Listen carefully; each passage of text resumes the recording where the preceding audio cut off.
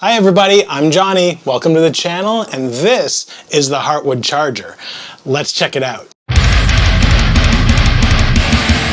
Two things you might not know about me. Number one, I love finding guitar brands that are building incredibly high spec guitars, but putting them out at budget level prices. Recent explosion of brands like Harley Benton, Artist Guitars, Jet Guitars, NK, GOC, ERT Guitars, etc. Are all giving the big brands a real run for their money by putting out these incredibly high spec instruments with modern design philosophies, all for what you'd expect to pay for like an entry-level budget guitar. And number two, I love offset body shapes like classic Fender Jazzmasters and Fender Jaguars. I grew up watching my guitar heroes like Nirvana, Dinosaur Jr., Mudhoney, Sonic Youth, etc., all playing these quirky, exotic-looking instruments that didn't look like your typical Strat or Tele, and I immediately thought, those are super cool, I want one of those. I later found out that these were what were referred to as offset guitar shapes, but I also later found out that these weren't guitars that were being used by these musicians because they were cool or exotic or any of the things that I thought about them. They were using them because they were cheap. Both the Jazzmaster and the Jaguar weren't as popular as Fender had hoped they would be, and they both ended up discontinued. As a result, the retail price plummeted and the used market was flooded with these instruments that nobody wanted. As a result, all of these guitar heroes that I grew up listening to when they were my age, looking for inexpensive guitars at their local guitar shop or their local pawn shop, these were the guitars that were most readily available and the most inexpensive. Suddenly these bands start blowing up as the 90s rock scene explodes, and demand for these instruments starts to grow as well. Just a few short years later, Fender's reissuing these guitars. However, now the price is reflecting the demand, and they're extremely expensive compared to where they were just a few short years before. So they went from completely unavailable to my generation due to the fact that they were discontinued and just no longer being made, to the fact that now they're readily available but completely unaffordable. So like most people, I just gave up the dream and moved on to what was more widely available, which for most of us was a sea of Strats and Teles and Les Pauls and SGs and other much more traditional body shapes that were much more readily available and much more affordable. As time wore on, I found myself getting into heavy rock and metal and just heavier music in general, which meant that I was discovering new brands of guitars that were lending themselves more to that style. And so probably like a lot of people, I eventually gravitated away from all those classic shapes that I grew up with and gravitated towards what would become pretty much the only shape of guitar that I would buy for the next decade, the Super Strat. Brands like Ibanez, Jackson, Charvel, ESP, Schecter have pretty much dominated the metal music scene for the last 15 years because they're building guitars that are lending themselves to that style of music. Oftentimes with very unique features, thinner necks, 24 frets as a standard, locking tuners, etc. The downside to them all, of course, is that they almost all look the same, and you start to lose any sense of identity or originality in your collection. So now my dilemma is, do I go out and try to acquire one of these vintage looking offset guitars with the risk that it's going to feel like an older guitar as opposed to like the more modern build design philosophies that I've become very invested in? So this led to my current project, which is, can I find something that's going to give me those vintage vibes but very much play and feel like something that is much more aligned with what I like to play now. Now, to be fair to Fender, they did release some offsets where they did attempt to modernize the design a little bit. However, from what I looked at and what I felt when I played those models was that they really just swapped out the pickups. They came with humbuckers as a standard instead of single coils or P90s, which I get is a great upgrade, but it's a simple upgrade to do. Most people can swap their own pickups, or you can get it done at your local guitar shop or with your local guitar tech. For me, that's not enough of a change or a design shift for that to suddenly be the kind of guitar that I want to play frequently. The Jim Root Jazzmaster is probably the most modernized version of a Jazzmaster that Fender had ever released. But again, that to me just looked more modern as opposed to being built with more modern philosophies and more modern design choices.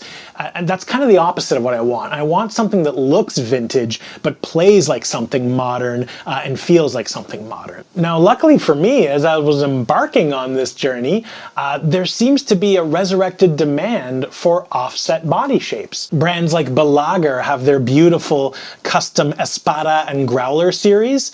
ESP have their XJ series, which Joe Duplantier of Gojira famously played for the opening ceremony of the 2024 Olympics.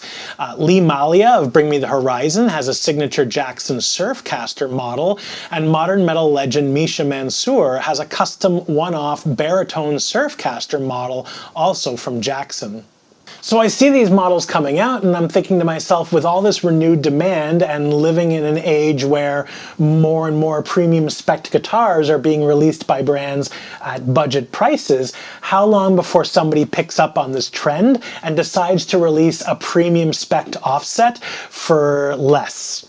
And that brings us to Hartwood guitars. Hartwood is a British musical instrument company launched in 2018 as the house brand for Gear for Music, who are the largest retailer of musical instruments in the UK. Hartwood primarily manufactures budget instruments with premium level specs. They do guitars, basses, amplifiers, accessories, and they sell them all direct through their website at gearformusic.com. This model is called the Hartwood Charger, the Hartwood Charger Vibrato to be precise for this model. It comes in a number of different colors. This was the only colorway that had the vibrato tailpiece.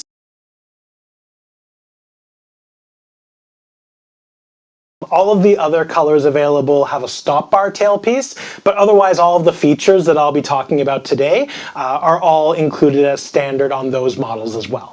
So let's start by talking about the price. This guitar on Gear for Music's website is £249, which is the kind of price that I would normally just scroll right by, because at that price point, you're typically expecting to not get a quality instrument. It's not a direct clone of any Fender model in particular. It is an original design. However, it's clearly inspired by those offsets with the angled horns, the extended lower bout, switch on the lower horn as well.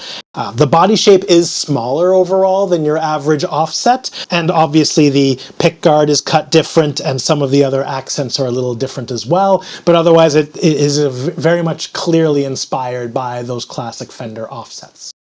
Let's start by talking about the specs that are not surprising. So the stuff that I would totally expect to get on a guitar of this price, and then we'll very quickly move over to the features and specs that are way above standard for the price of this guitar. The body is solid alder. That is a very traditional wood choice for solid body electric guitars.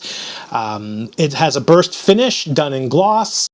This is what they call their cigar burst. It's a beautiful finish, very well done. Black painted back and sides, 2 humbuckers, 3-way selector switch on the lower horn, single volume and single tone knob. That's about where the expected specs end. And now we're going to move on to the neck, which is where all of my custom shop dreams just start coming true. It's a satin finished C-shaped roasted Canadian maple neck. This is a slightly thicker neck than I normally like, but it's not uncomfortable to play by any means. The roasting job is excellent, very even, very consistent across the entirety of the neck. This neck is super smooth and really, really comfortable to play. They absolutely knocked it out of the park with this roasting job. Set neck construction with a carved heel versus a more typical block heel that you would expect to see on an offset. It's extremely comfortable when you're playing on the higher frets. It's got locking tuners. Black painted headstock with white branding and accents, bone nut. The binding on the neck is 5-ply vintage white. It's bound up the whole fingerboard and wraps around the headstock. Very premium appearance, very prestigious look. The fingerboard itself is referred to as a thermally treated maple ply. To my understanding, it's a maple plywood, so bits of maple, not a solid slab, likely mixed with an adhesive or binding agent, and then formed into a fretboard shape. Thermally treated implies that it's been heated. However, the entire neck has been heated because it's a roasted maple. This is clearly roasted to a further degree, where the final product ends up being more of a chocolate brown, similar to a rosewood, as opposed to the more caramel colored finished product of a roasted maple neck. It feels like rosewood and it looks like rosewood, so I'm happy with it. Perloid block inlays, again, something that you would traditionally see on an older model. I love binding on an offset neck. I think it looks so premium. I think it looks so good. Seeing it as standard on a production guitar, again, especially an inexpensive production guitar, really was quite satisfying to see and made me very excited to get this guitar home. The scale is 25.5 inches and it has 24 medium frets. Now, this was the thing that really made me decide, yes, this is the guitar I want. Fender have never done 24 frets on an offset guitar, and even the reissued guitars that were geared towards modern players, and even some of the modern ones from some of the brands that I mentioned from Jackson and things like that, they still aren't doing 24 frets. They're capping it at 22. Now, I don't have to have a guitar have 24 frets, but I much prefer it. So this coming standard, again, extremely unusual. The only people offering 24 fret offset guitars were custom builders. So this coming as a production model, again, an inexpensive production model, out of the box, 24 frets with a bound fretboard ready to go.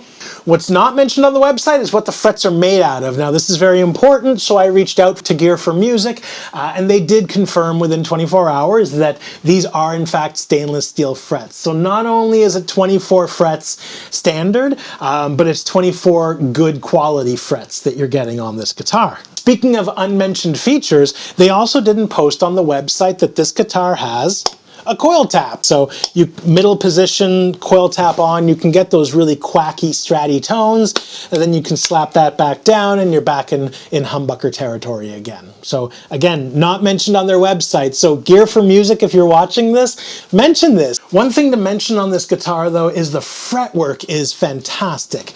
Running my hand up and down the fretboard like this, I don't feel the fret ends at all. I know they're there, but I don't feel them. There's no sharp ends, nothing like that.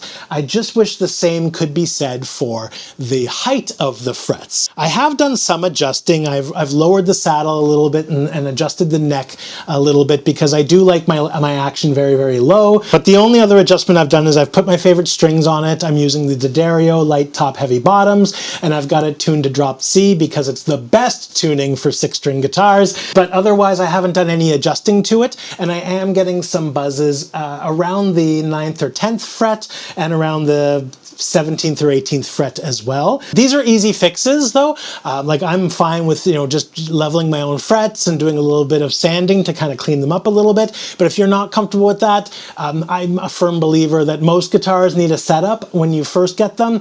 This guitar is no different. It would absolutely benefit from a setup from your local guitar shop. And last but certainly not least, we're looking at the vibrato piece right here. So this is a vintage style vibrato. It looks a lot like a Bigsby style. It's not a Bigsby. It does have an Hartwood H shape stamped on it. And some people are a little bit hesitant about Bigsby vibratos because they historically have had the problem of throwing guitars out of tune or causing a lot of wear and tear around the bridge or saddle of the guitar because of the way it works. It moves the strings up and down the length of the guitar, which causes the guitar to detune or to drop in pitch while you're pushing the vibrato arm down and raise in pitch when you're pulling the bar up. Hartwood addresses both of these things with the inclusion of those locking tuners, and as well, this bridge is not a typical tune-o-matic. This is a proprietary bridge called a vibro roller, and it's got little wheels that turn forward and back based on which direction the string is moving. So Hartwood have effectively removed all of the friction from that part of the guitar and removed the risk of dropping the guitar out of tune because there's no slippage at the tuning peg anymore. So this makes it a vibrato that you should feel much safer about using because it's not going to suffer from the same traditional vibrato issues that plagued older guitars. Now it's important to mention that this is not a floating trem. So a floating trem meaning that it can move in and out of the body. This is bound directly to the body. There's no springs involved in the system. So you're not going to get those Eddie Van Halen level dive bombs and you're not going to get those dime bag squeals. It's not built for that. You can be much more aggressive with it than a regular Bigsby style vibrato because again of the upgraded saddle design and because of the locking tuners, but it just doesn't have the same amount of travel that you would get from a floating trem. So getting all of these features for well under $500 is pretty insane. So you're probably thinking, well, what's the catch? Where is this company saving money? Where are the concessions being made? And the answer is probably not very surprising. With most budget guitars, the place where companies are saving the money is in the pickups. They're not terrible. They're not noisy or microphonic or anything. They're not very high output. They're very low output, in fact, and they lack some clarity in the bottom end. So I would like something a little clearer, and I don't need them to be super high output. Medium to high is fine, but I would like more output and a little more clarity. So I probably will end up replacing them, and when I do, I'll do a follow-up video just to hear how it sounds, check out what I decided on. I'll keep you all in the loop, don't worry. But you know what, they're not a showstopper. For all the other features this guitar packs in, swapping out pickups is not a big deal. Most of the time buying a budget guitar means you're probably going to end up swapping out the pickups anyway. These aren't something that would prevent me from buying this guitar in the future, and they wouldn't prevent me from recommending the guitar to anybody who's looking for something like this today. But let's hear how the whole thing as it comes stock sounds in a mix. I'm putting the guitar through my pedal board, which is mostly made up of Guptec pedals. That's going into my custom Rev G20. It's on the purple channel with the blue aggression on. Matching cabinet that's equipped with a Celestion V30 speaker and mic'd up with a Shure SM57 and an Audio-Technica AT2020.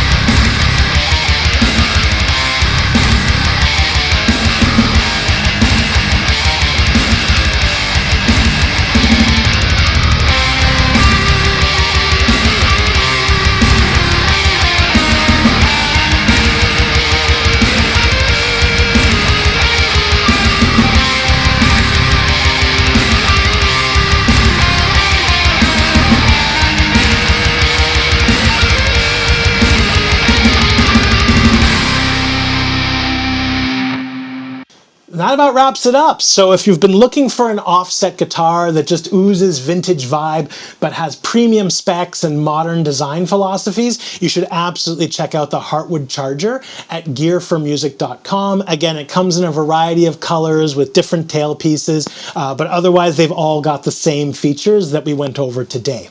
I'm having a lot of fun with it, and again, a little fretwork and some new pickups, and this guitar is going to meet all of my custom shop dreams without it costing me custom shop money. As always, if you like what I'm doing and you want to see more guitar-related content on this channel, leave a like, a subscribe, share it to all your socials and everywhere else, leave a comment, and I'll see you in the next one.